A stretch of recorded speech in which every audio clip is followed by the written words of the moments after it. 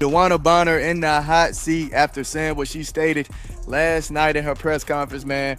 I can't lie, it does look like some hypocrisy going on. DeWanna Bonner continues to take shots at the Indiana Fever and the Fever fans. I think it's absolutely disgusting. Some people twist the truth, others rewrite it entirely, but DeWanna Bonner, she didn't just flip the script. She lit the whole thing on fire and walked away without flinching. In a jaw-dropping ESPN interview, she sat back, cool as ever, and said, "I wouldn't change a thing." Bold words for someone who cashed a $200,000 check from the Indiana Fever, then disappeared for 5 games under the vague cloud of personal reasons. No goodbyes, no explanations, just silence until she resurfaced in Phoenix, spinning a brand new story. Now, somehow, she's the victim, the mastermind turned martyr. It's not just bold, it's delusion in high definition. Wouldn't do anything differently. I think my journey is my journey and I'm going to accept that. It carried me to where I am in Phoenix and it happened that way for a reason. I mean, really, that is a wild statement. You stole that money from Indiana. You signed up for that bread and didn't deliver. You didn't show up for work. You made up bullcrap excuses to not... That kind of arrogance, it stops you in your tracks, because here's the truth. Indiana didn't just welcome DeWanna Bonner, they celebrated her. Fans rolled out the red carpet, embraced her like royalty, believed she was here for the long haul, but all the while, she was making moves in the shadows, quiet, calculated, cold, and now, the people who supported her most are left feeling blindsided and betrayed. If you're feeling that sting too, hit that like button, and drop Investigate Bonner in the comments, because this story, we're just getting started. And the next chapter, it's explosive. Came over here, she signed a max contract. She knew Phoenix didn't have the bread. She got 80 here and went and got the rest over there. I think it's trash. I wouldn't do anything differently. You took 80 grand from the Indiana Fever. You could have just signed. Like, that's one of the things, like, I don't understand why you take these interviews.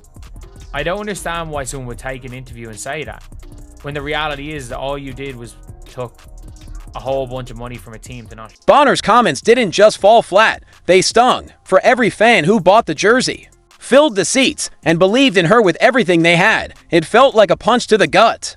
There she was, on national TV, cool as ever, acting like she'd done nothing wrong, no regrets, no accountability. Just calm confidence from someone who took the money, walked away, and never looked back. And in that moment, she revealed more than she meant to, not just about what went down, but about who she really is when the cameras stop rolling and the checks clear. You refuse to show up to work while receiving money, while taking payment. You refuse to show up and do the job. And let's be clear, you wasn't even good while you was here. You was shooting threes hitting the side of the backboard. But this is definitely going to be a part of her history, man. Because the new wave is taking over. These new fans are watching.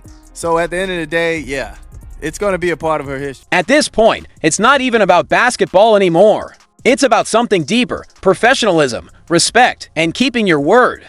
Fans don't pour their money, time, and energy into a team just for entertainment. They do it because they believe They trust that when a player signs on, they're signing up for more than games. They're committing to a city, to a fan base, to something bigger than themselves. But Bonner's time in Indy, it wasn't a heartfelt chapter in her career. It was a business move, a cash grab disguised as loyalty. And when she walked away, she didn't just leave a team short-handed. She left behind a city of fans feeling blindsided, used, and deeply betrayed by someone they once cheered like family. DeWanna Bonner.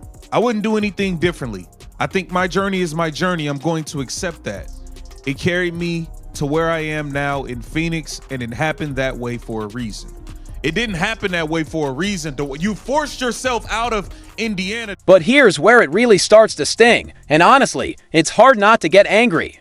Because once you strip away the headlines and really examine how this all went down, it reveals something much bigger, a deeper issue in today's game, where pro contracts feel more like suggestions than commitments. And some athletes have gotten far too comfortable collecting checks without delivering the effort to match. And at the center of it all, the most telling, most frustrating piece, the massive gap between what DeWanna Bonner promised and what she actually gave after securing that big money deal. It's not just disappointing, it's a wake-up call. Just don't understand this. I don't understand why DeWanna Bonner is taking these interviews at this point in time, because I'm like, look, you're in Phoenix, you've got what you wanted, you've got what everyone expected you wanted all along, everything's gone your way. Indiana haters are going to love you because you screwed over the Fever. They're going to love you because you screwed over the Fever. Phoenix Mercury fans are going to love you. Rival fans are going to love you because you basically screwed over the Fever. Fever fans are going to hate you because you... This wasn't some rookie learning the ropes. This was supposed to be a veteran.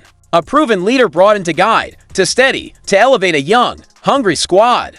But what the Fever got instead was DeWanna Bonner, sleepwalking through the season, averaging just 7.1 points per game, clanking shots, jogging through plays like her heart was already somewhere else. This wasn't a cold streak, it was indifference, plain and simple. She started only 3 of the 9 games she even bothered to suit up for. And that alone says everything. The effort, barely there. The impact, non-existent. Her 3.8 rebounds and 1.6 assists per game. Those are bench stats from a high-priced veteran free agent.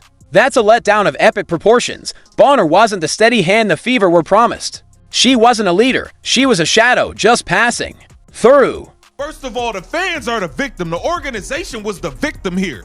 Like, why are we sitting here, she up in these articles like she was a victim, like she did, like something was done wrong? No, the fans are a victim. They welcome you with open arms. They embraced you, and you turned your back and you quit. It's that simple. You quit. You refused to show up to work. You wasn't hurt. You wasn't sick. It wasn't a personal fit. No, you just didn't. And still, asterisk, Fever fans waited. They held onto hope. Maybe DeWanna Bonner just needed time. They thought, a spark, a second wind. They gave her grace, patience, the benefit of the doubt.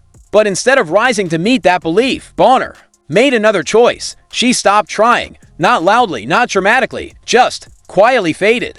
Like the effort wasn't worth it anymore. Meanwhile, the Fever front office had built around her. Their roster, their salary cap, their entire vision hinged on Bonner being a cornerstone, a leader. And how did she repay that trust? By ghosting the team the moment things got tough. Not just disappointing, manipulative. A message to the rest of the league: if you don't like your role, just check out and wait for a better situation to come calling. But here's the part that really twists the knife for Indiana fans. The moment Bonner slipped on that Phoenix Mercury jersey, it was like a switch flipped. Suddenly, she was locked in dominant, dropping 20 points and 11 rebounds in just her second game. Just like that, the player Indiana had been waiting for finally appeared somewhere else. As if the struggle in Indy never existed. Funny how that works, isn't it? You came here, you stunk it up, and then you got benched. Just because you was okay with coming off the bench in another situation don't mean you was okay with coming off the bench in this situation. So I want to know what's the real? What's the real? Because you can't say while you was here, you said, "Oh, I've never played in front of this many fans." You were embraced by the fans. You spoke highly of the fans while you were here.